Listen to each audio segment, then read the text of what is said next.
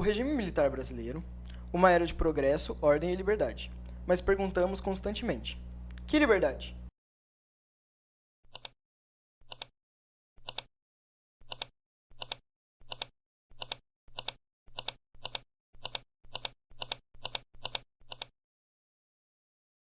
Tomado pelos generais em 1964, o regime militar, ou melhor, a ditadura militar, afirmava estar salvando o país do caos, da corrupção e do comunismo. E dizia que o regime traria a liberdade que oferecia com a frase: ele proclamou a liberdade, frequentemente encontrados em desfiles e reuniões.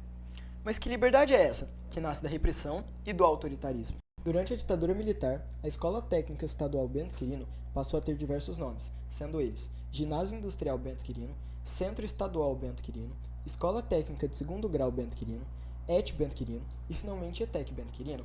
Era uma das participantes nos desfiles que comemoravam o 7 de setembro nas avenidas de Campinas. Cada desfile era uma demonstração de patriotismo e lealdade ao regime. Lealdade essa que era forçada, desfiles coreografados e até os sorrisos cuidadosamente ensaiados. Os desfiles eram uma forma de homenagear o que diziam ser a liberdade. Ironia, não? Enquanto o país estava sob controle de generais autoritários que monitoravam cada passo e cada fala, homenageava-se a liberdade. Durante os desfiles, a escola apresentava seus talentos técnicos e o seu compromisso com a nação. Tudo era uma exibição de disciplina militar.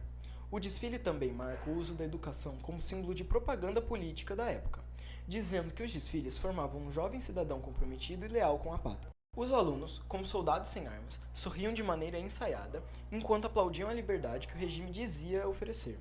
Os desfiles eram uma grande demonstração de conformidade, mostrando que a escola estava em harmonia com os ideais do governo. Era um ambiente onde concordar ou enfrentar as consequências eram as únicas opções.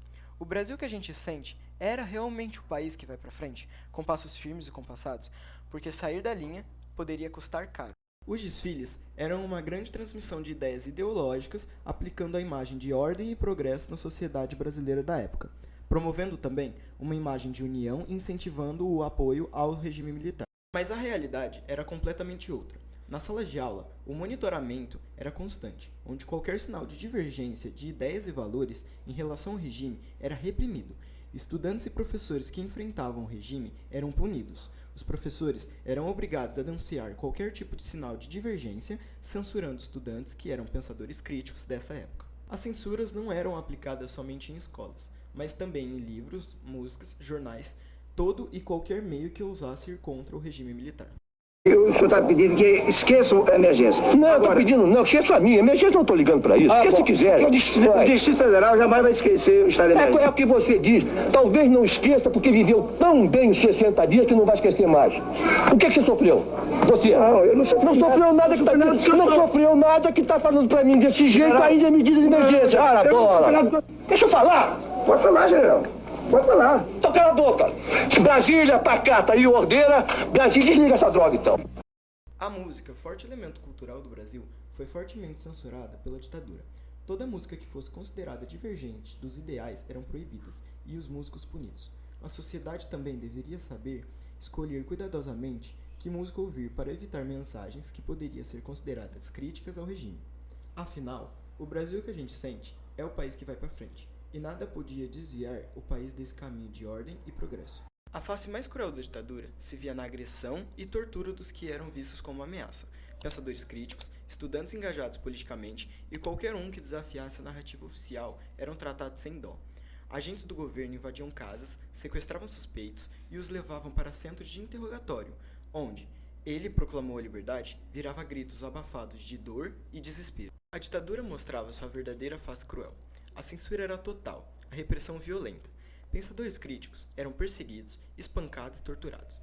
A liberdade que diziam oferecer era só uma ilusão cruel, uma história inventada para esconder a realidade de um regime autoritário. O Brasil que a gente sente é o país que vai para frente, eles diziam. Mas, na verdade, esse avanço era feito em cima de sofrimento de um povo amedrontado e calado. Inclusive, e tirar informações. Se eles nos matarem, acabou. ¿Tienen algo con el cocodrilo? Sim, o crocodilo eu não sofri. Depois que eu saí do COD é que trouxeram crocodilo. Agora existe, é psicológica também, porque ¿Cómo se dice? Me mostró. se prendem os pés e as mãos e a pessoa fica nua e o crocodilo passeia pelo corpo, pelo nosso corpo. Cobras, há celas onde há muitos ratos, baratas, celas de castigo. Esta era uma solitária pequena, totalmente fechada, sem iluminação, aonde permanecemos durante 2 dias sem alimentação. Após este tempo, nós fomos conduzidos para uma sala especial, uma sala de tortura, aonde começaram a me espancar barbaramente, com palmatórias, ¿A dónde? nas mãos, na sola dos pés, nas costas e nos testículos. Diante de uma resistência, também fui colocado no pau de arara. A participação da Escola Técnica Estadual Bento Quirino era uma grande metáfora daquela época para o nosso país. Era uma nação marchando, organizada e obediente, enquanto nas sombras se revelava a verdadeira face da ditadura. A escola mostrava como a educação podia ser moldada para servir os interesses de um governo opressor. Ano após ano, a Bento Quirino seguia marchando, uma instituição que coexistia entre a propaganda e a resistência ao regime. Continuamos nos perguntando: que liberdade? Liberdade de repressão, que censura, tortura, persegue e controla? Liberdade que existe apenas nos discursos dos generais ditadores? Enquanto a realidade é marcada pela violência e pela opressão, o regime militar brasileiro é um exemplo sombrio de como a palavra liberdade pode ser distorcida, transformada em um instrumento de medo e submissão. Que liberdade? A resposta, infelizmente, é clara: nenhuma.